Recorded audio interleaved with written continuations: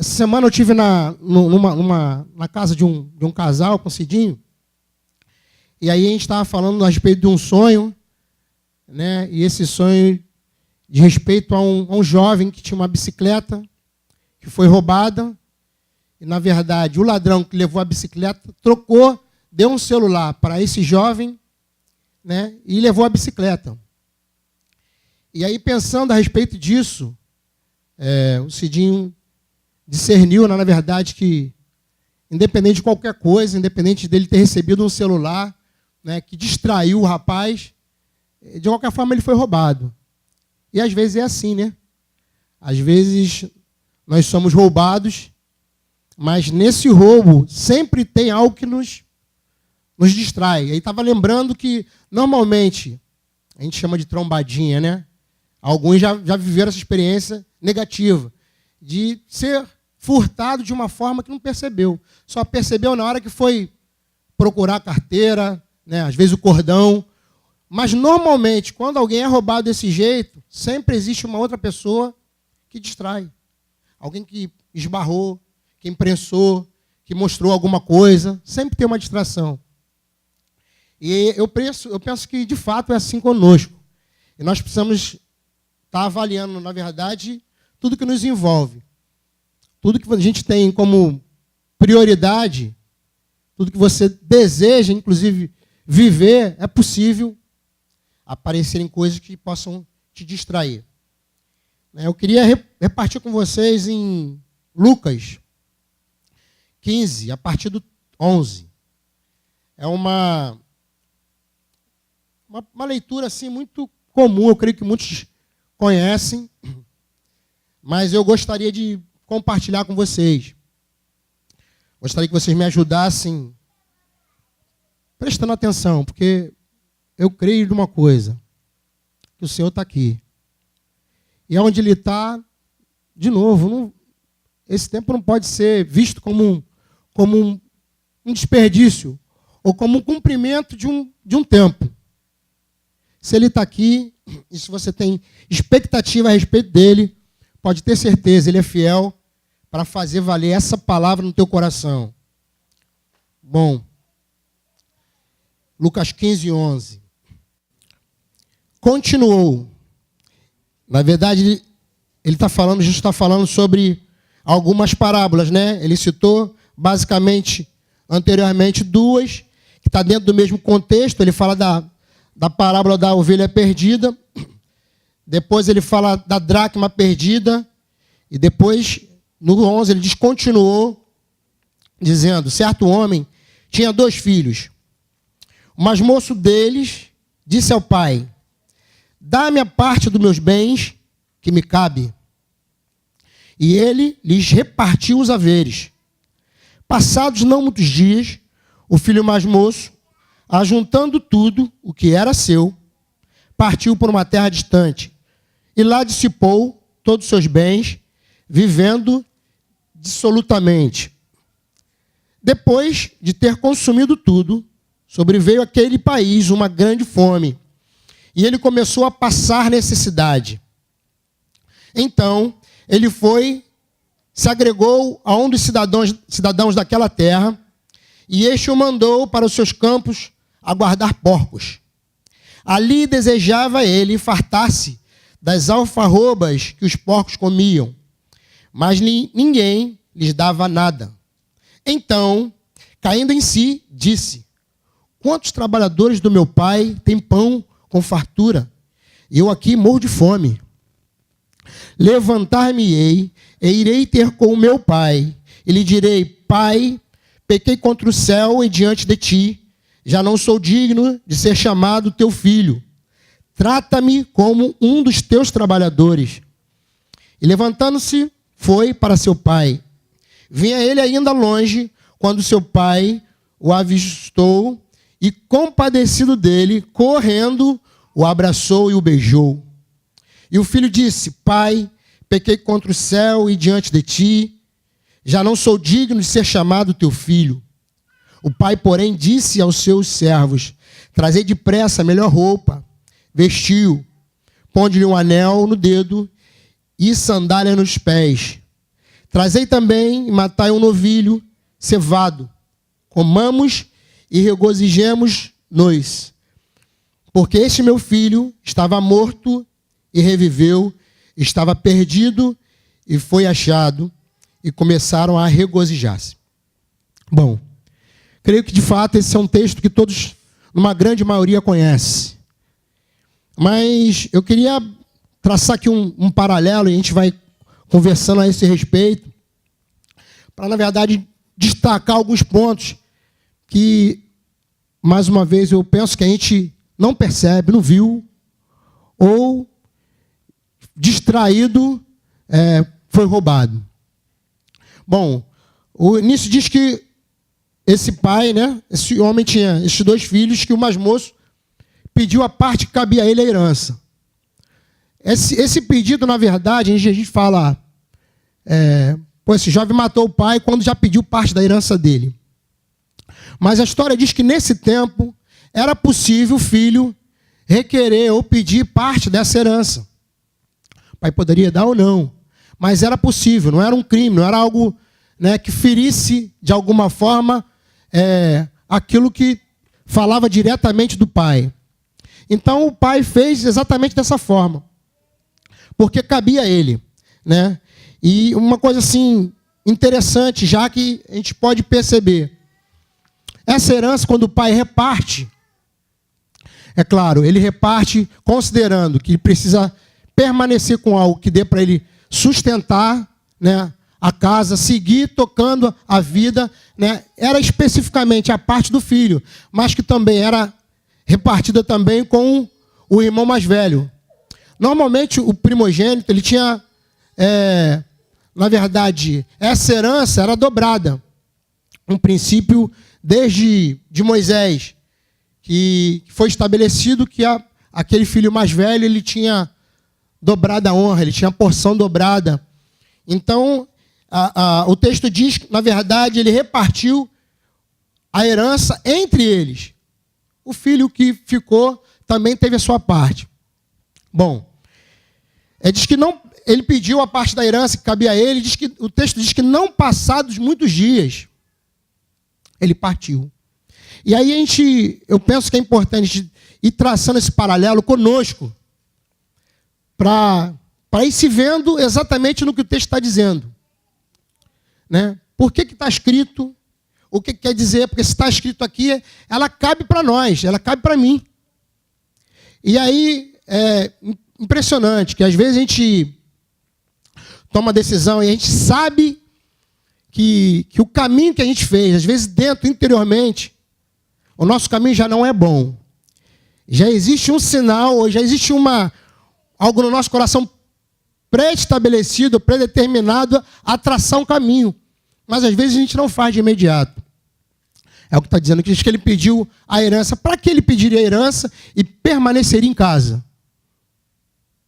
Não teria sentido. Mas diz que o texto diz que ele, não muitos dias depois, saiu. Aquilo que às vezes, amado, está no nosso coração, você pensou, que você sabe que não é comum, ainda que você tenha direito, porque nós somos livres, sim ou não? Somos livres. Quando nós decidimos, estabelecemos tomar uma decisão, ainda que errada, a gente faz. Porque nós somos livres. Bem verdade que a nossa declaração é que nós somos do Senhor, entregamos a nossa vida a Ele, nos rendemos a Ele, nos entregamos a Ele, dizendo que Ele é o nosso Senhor, o nosso dom, o nosso amo, mas às vezes, na liberdade que Ele nos dá, eu me decidi ser escravo. Eu decidi. Mas Ele, ainda assim, Ele me deixa livre. Mas tem coisas que a gente tem caminhos que a gente aponta, que a nossa decisão às vezes não é imediata, mas o nosso caminho, pode ter certeza, o nosso coração já está distante. Às vezes a gente está aqui, eu estou com a minha herança, estou com tudo aqui, estou perto ainda do Pai, mas o meu coração está distante. Bom, Passado não muitos dias, o filho mais moço, juntando tudo que era seu, partiu por uma terra distante. E lá dissipou todos os seus bens, vivendo de uma forma dissoluta. O que é viver de uma forma dissoluta? Uma forma sem critério. Viver de uma forma, ou viver dissolutamente, é você viver sem aquilo que você sabe que precisa para nortear a tua vida. Viver dissoluto é você se entregar, consequentemente, entregar aquilo que não tem fruto, não tem resultado. Ou, de uma forma, distribuindo aquilo que você é e aquilo que você se comprometeu num lugar que, na verdade, não era para você. Essa terra distante, longínqua, que o filho foi, também é uma coisa que nos ensina. Por quê? É impossível, amados, a gente sair da casa do Pai, do lugar que está estabelecido para nós, ou de perto do Pai. É impossível. E você não começar a experimentar a respeito daquele outro lugar, ou a respeito do outro reino, ou de onde você foi. É impossível você querer viver o reino de Deus, viver aquilo que o Senhor te chamou para ser num outro reino. Porque, na verdade, a palavra nos afirma que nós pertencemos ao reino, sim ou não? Fazemos parte do reino. Existem outros reinos, sim ou não? Existe, querido. Existe outro reino.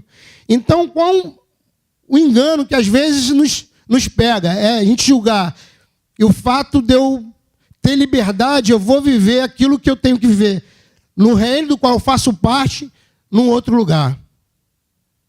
Foi o que esse jovem, de alguma forma, tentou fazer. Às vezes, a gente até consegue. Eu fico pensando na herança, e a figura é essa. A gente crê que esse pai representa o próprio Deus, não é isso? E aí ele recebe parte dessa herança. Mas o que seria essa herança? Seria uma conta, né, alguns milhões, eu penso que esse pai era rico, né? O que seria isso? Porque, na verdade, o que ele levou se dissipou, se foi. O que nós levamos de Deus, da herança que ele nos deu, que faz parte dele, e que a gente consegue desperdiçar, ao tal ponto de a gente não conseguir mais computar. Se perdeu, de fato. Eu penso que, para aquela época, o que ele pegou e levou era os gados, né? Não consigo enxergar muita coisa além disso. Hoje, talvez, quando falar de repartir herança, ainda assim seria difícil, porque, na maioria das vezes, o que a gente considera como herança está relacionado a imóveis, né, a bens, de uma forma que você precisa levar tempo. Bom, o fato é que ele pegou, levou aquilo que cabia a parte para ele e viveu de uma forma dissoluta, perdeu aquilo, na verdade, que ele recebeu do próprio pai, mas para viver, ou para tentar viver a vida que ele tinha lá. O que esse homem poderia ter vislumbrado, ter pensado, ter imaginado para viver fora da casa do Pai?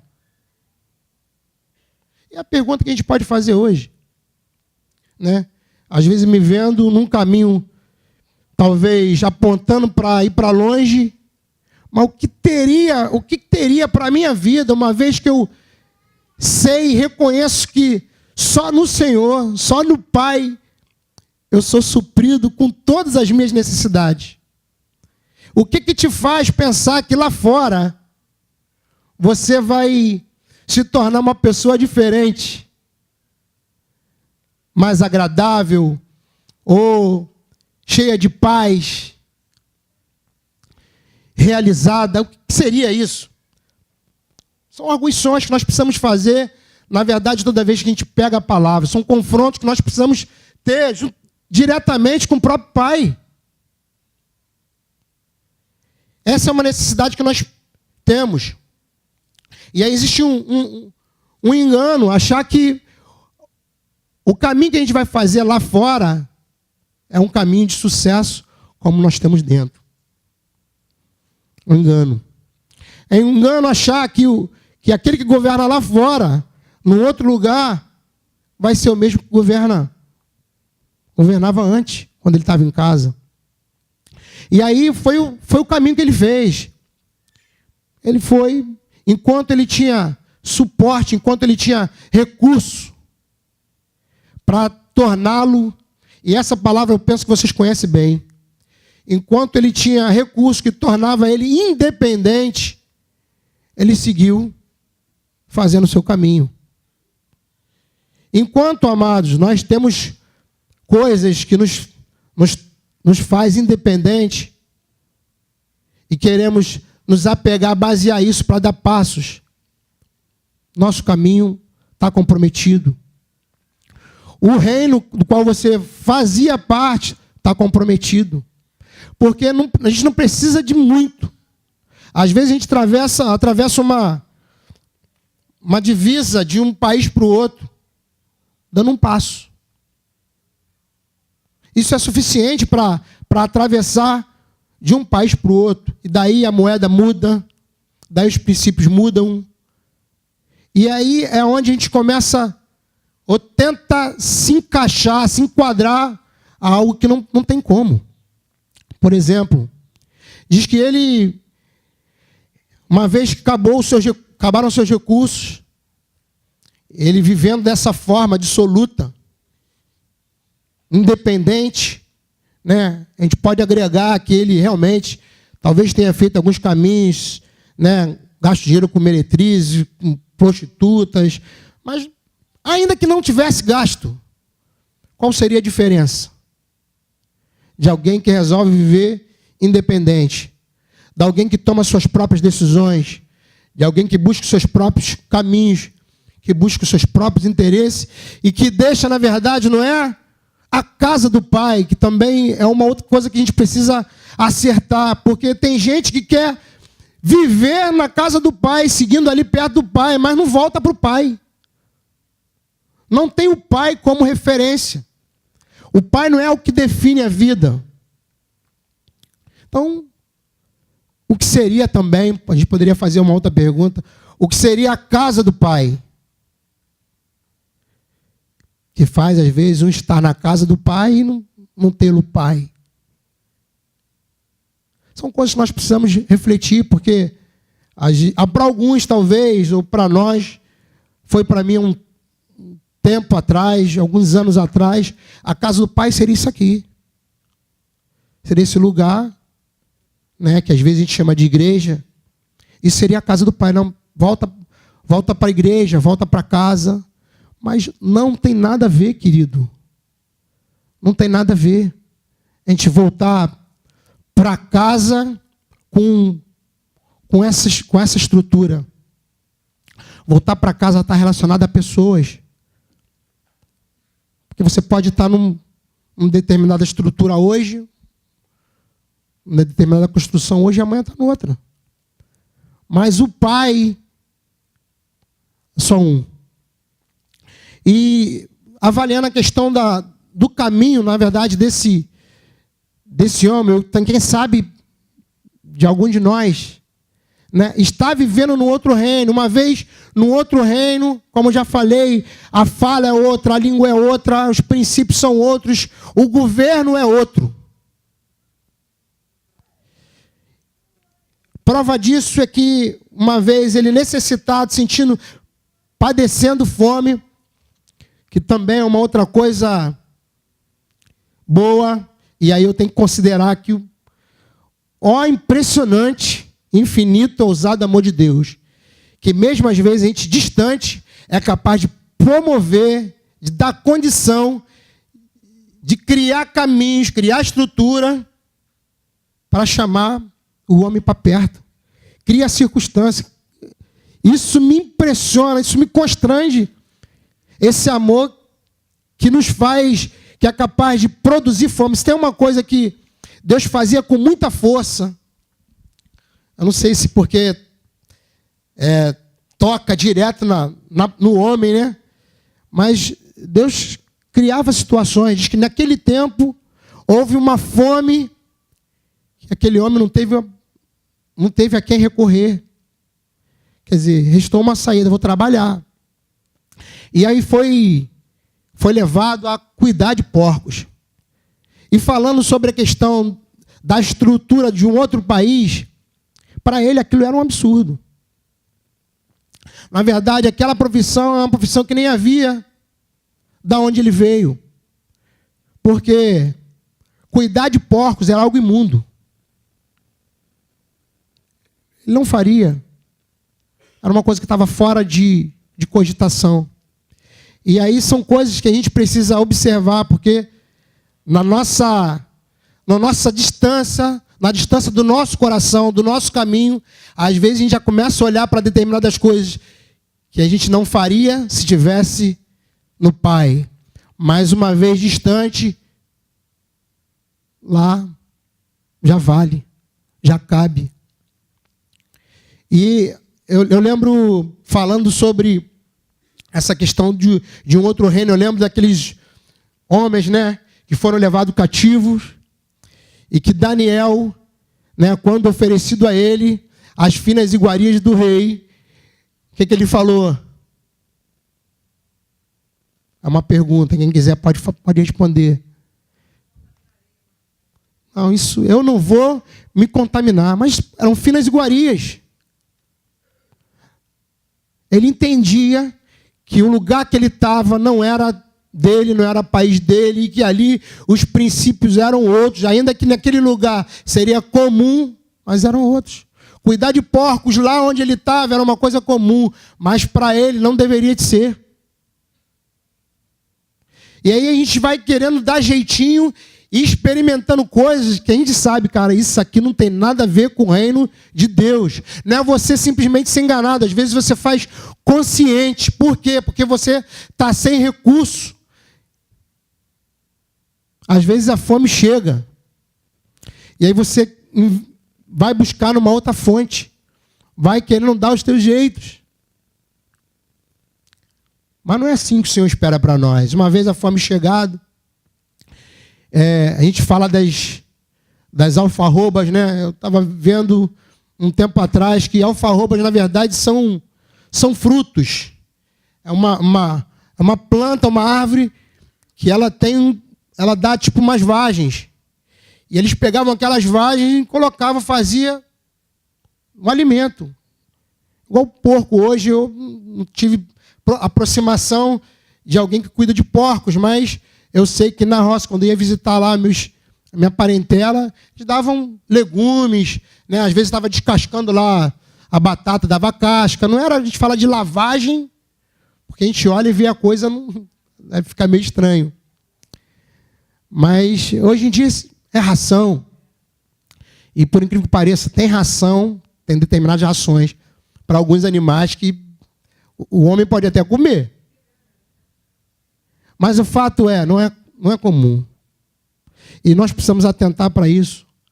A nossa caminhada, ela precisa estar encaixada, estar inserido naquilo que o Senhor determinou para nós, do que Ele estabeleceu como a linguagem que você precisa falar, né? Como a vestimenta. A gente fala assim, a vestimenta é uma coisa, homem veste roupa de homem, mas mulher roupa de mulher. Mas, na verdade, eu creio que para você, que faz parte do reino de Deus, o Senhor pode te restringir acerca de determinada vestimenta. Ele pode dizer para você, eu conheço, já ouvi pessoas que ouviram de Deus, eu creio que ouviram de Deus. Olha, o Senhor me determinou, Ele falou para mim que eu não devo usar esse tipo de roupa. Minha irmã veste, amém, mas para mim falou que não. Eu creio que o Senhor é assim, e pode, de alguma forma individual, a cada um de nós, ter palavra específica. Porque Ele é governo, Ele é Pai. Voltando para a questão lá, daquilo que Ele desejou se alimentar. Que talvez para aquele tempo fosse algo comum. A gente consegue explicar quando a gente pensa assim, não era uma lavagem, mas era um alimento feito para sustentar os porcos. Por que ele desejou comer? Porque estava com fome. Estava com fome. Poderia comer? Poderia. Bom, diz que ele cai em si. Ele cai em si. E aí vai fazendo toda a diferença, né? Quando no nosso caminho, no nosso trajeto, na nossa escolha, quando a gente vai para um outro lugar, a gente vai experimentando de coisas que não ferem só a Deus. Nós mesmos ficamos de uma forma infeliz, tendo uma referência e vivendo uma outra realidade. Queridos, quero dizer que o que de fato aconteceu ou acontece conosco, às vezes um passo para fora da onde a gente deveria estar é suficiente para nos sujar, para contaminar as nossas vestes, para mudar a nossa postura, né? Para nos corromper. Um passo. Nada tão complicado. Bom, e aí ele chega no versículo 17, né? Diz, então, caindo em si, disse, quantos trabalhadores de meu pai têm pão com fartura e eu aqui morro de fome? Levantar-me-ei e irei ter com meu pai. Esse levantar-me-ei fala de uma atitude que também nos falta. Porque às vezes a gente é capaz de ficar lamentando pela condição que nós estamos vivendo, mas às vezes não tem uma atitude. Às vezes a gente tem fé, mas não mostra a prática dessa fé, não mostra a atitude dessa fé. Tem um texto que fala, na verdade, fazendo menção lá em Hebreus, de uma mulher chamada Raabe. Também, de novo, assim, um constrangimento quando eu vejo, né, o nome dessa mulher relacionada à vida do próprio Deus, a vida de Jesus na terra, da descendência dela. Quem foi Raabe? E quando citada no livro de Hebreus, aponta, nos exorta, dizendo, da meretriz, ou vamos falar exatamente assim, da prostituta Raabe. Ele não fala da irmã Raabe, mas que com as obras que ela fez, ela demonstrou a fé que ela tinha. Pensa numa coisa, às vezes, de difícil compreensão. Por quê? Porque às vezes a gente olha para alguém que diz que crê, mas não tem coragem de dar um passo mostrando a fé que tem.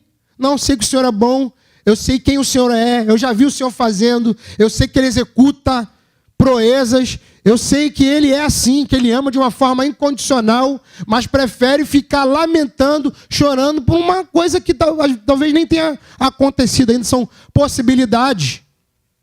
E se tinha uma mulher que tinha todos os motivos para se tornar uma mulher apavorada, seria ela.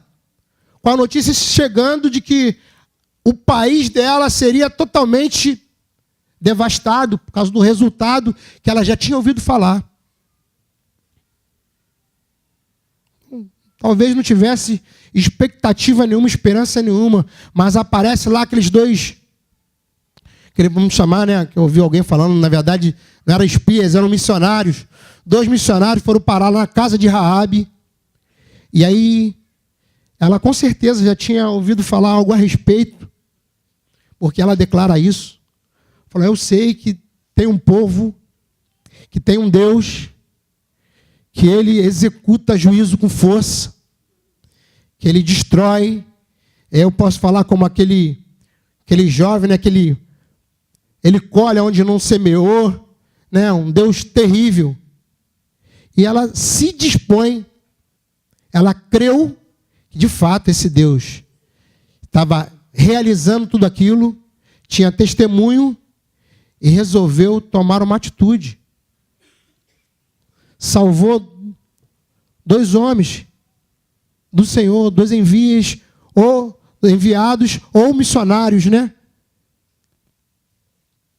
E às vezes a gente não é incapaz, querido. Olha, vê a condição, isso é um confronto, eu digo para vocês, isso é um confronto para mim. Porque às vezes a gente olha para casa e vê algumas condições, né, relacionadas a filho, a estrutura, a finança, e fala, caramba, e agora, como vai ser? Não, eu creio, eu oro, eu creio, se pedir para orar, eu oro, mas o desafio, as obras que ele fala, né, que a referência é ela, de uma fé sem obra. E a expressão é exatamente essa. Uma fé sem obra é o quê? Morta. Quero dizer que tua fé é morta. Imagina isso. Tem uma fé que você pode até pensar que está viva, mas é morta. Por quê? Porque você não tem obra. Você não manifesta essa fé.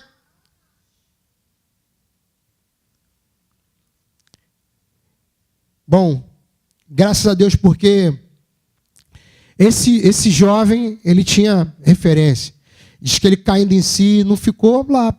Não vou procurar outro emprego, não vou tentar em outro lugar, não vou tentar separar aqui umas alfarrobas que talvez não tenha ido ainda lá para o coxo, né? Mas ele falou, cara, eu pequei. Eu pequei contra o Pai, pequei contra o céu. E vou voltar. Vou manifestar aquilo que eu creio. Eu sei que na casa do Pai há abundância, há fartura. Eu não faço nem questão mais de ser filho. Eu só quero estar lá no lugar onde eu não deveria jamais ter saído. E diz que ele faz esse caminho de volta. Ele faz esse caminho de volta. E aqui tem uns pontos que, de novo, muito me constrange, porque diz que esse filho, quando decide voltar, e ele encontra, na verdade, o pai no caminho. O pai não estava literalmente em casa, ele estava distante de casa, na expectativa de ver o filho de volta. Até que aconteceu. E aí também tem algo que, assim, me impressiona.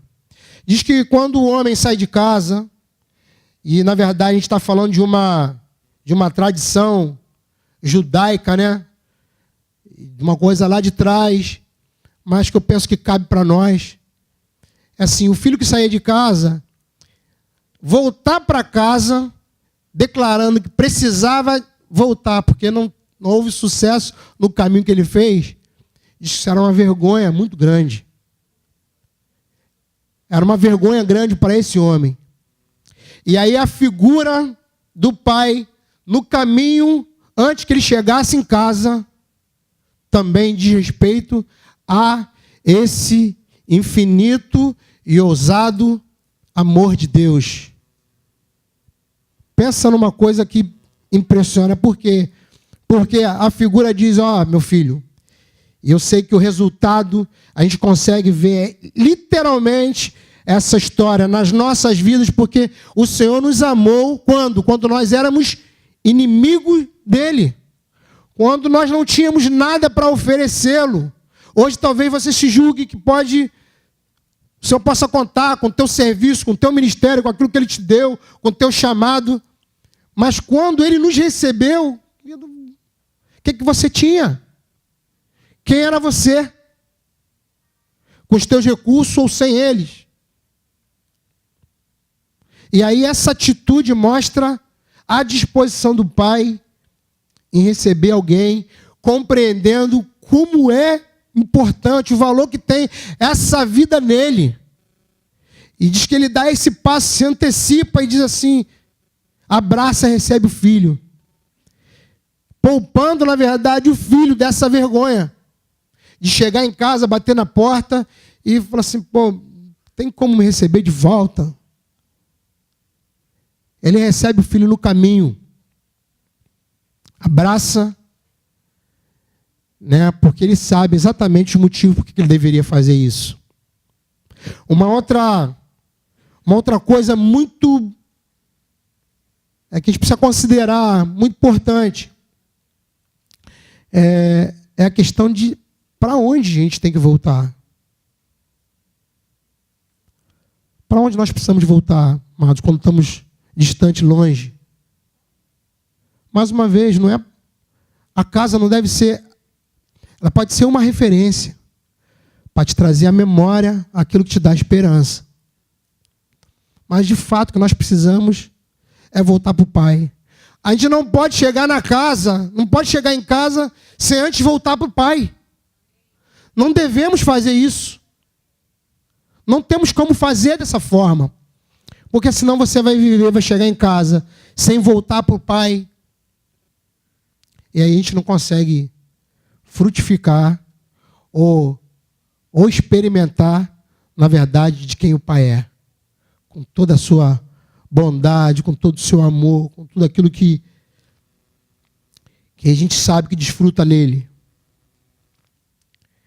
Uma vez o filho de volta, o pai recebendo, ele vai desfazendo os caminhos que o filho fez. E eu penso que é de propósito mesmo, quando ele pega e a primeira coisa que ele faz é trocar as vestes. Porque é o que eu estava falando, às vezes uma ação, assim, repentina é o suficiente para a gente manchar nossa roupa. Você não precisa ir muito longe para você se perder e manchar suas vestes. As vestes, para mim, fala de santidade. É o que nós precisamos perseguir todos os dias. A palavra diz que sem a santidade, ninguém verá Deus.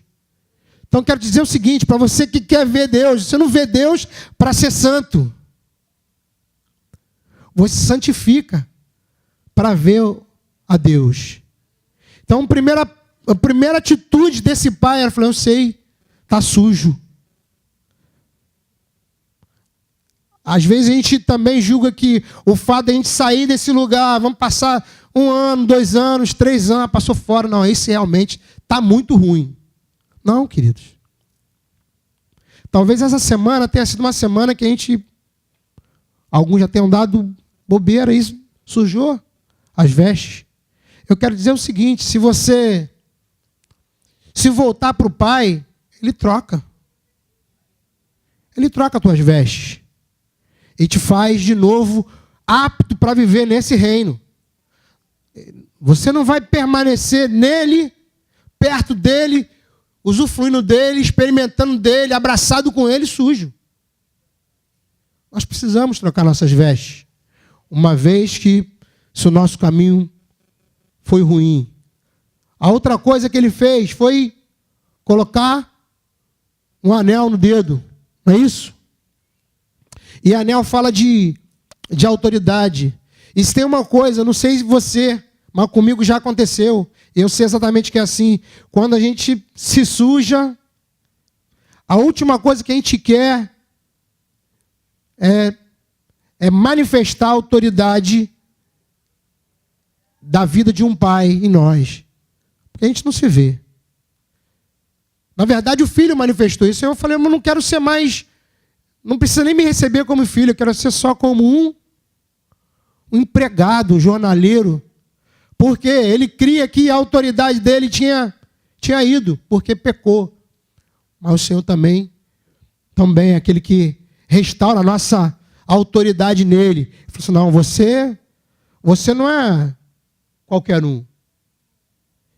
E colocou de volta um anel no dedo. Porque em casa, nele, nós temos autoridade. Depois ele colocou sandália nos pés. Porque, para aquele tempo, só os escravos andavam descalços. Os filhos de casa tinham sandálias.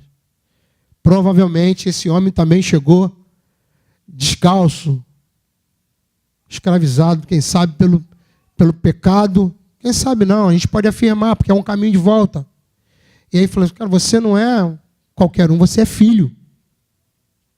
E por último, deu uma festa. Por quê? Qual é a declaração que o pai faz? Esse meu filho estava perdido e foi achado, morto e reviveu. é isso. Essa é a condição, querido. E aí, às vezes a gente fala muito bem da história, julga que é uma história bacana, que a gente precisa voltar para casa, que tem algumas coisas que nos alegram em poder olhar, mas a realidade de alguém que está fora do reino, é no mínimo perdido e morto.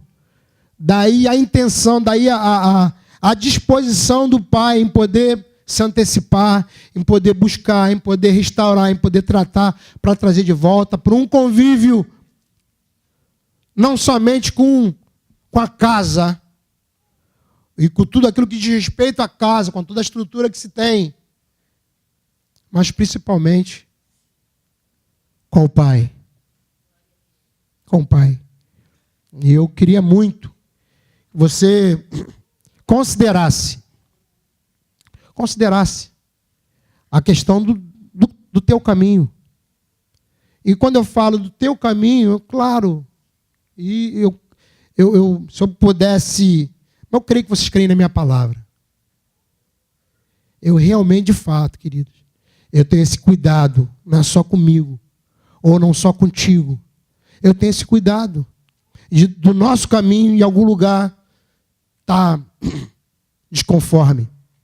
A gente está, de repente, já falando uma outra língua que não seja do reino. Não dando conta que a nossa veste já está suja e para chegar perto desse jeito é ruim. Para se relacionar com alguém que é santo, que é puro, compromete. Eu queria muito te animar a que você pudesse observar aonde você está, como você está, né?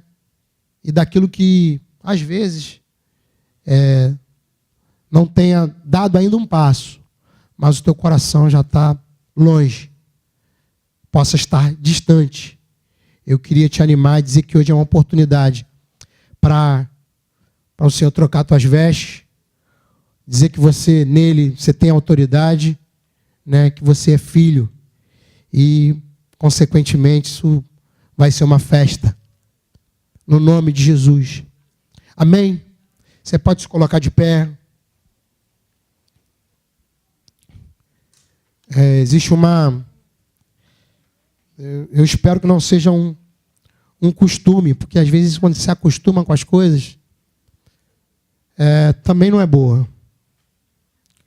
Mas eu penso que toda vez que a gente manifesta a palavra de Deus, vou dizer o que eu creio, tá? O que eu creio que a palavra, independente do que ela diga, porque a gente pode pegar lá pegar qualquer palavra, genealogia. Você lê não significa nada para você. Mas você lê e te confrontar de uma forma tremenda. Por exemplo, Raabe, ela gerou um filho, que ela foi salva daquele tempo lá em Jericó. E ela teve um filho chamado Boaz, que se casou com Ruth, e que o filho de Ruth, numa segunda geração, foi pai de Jessé,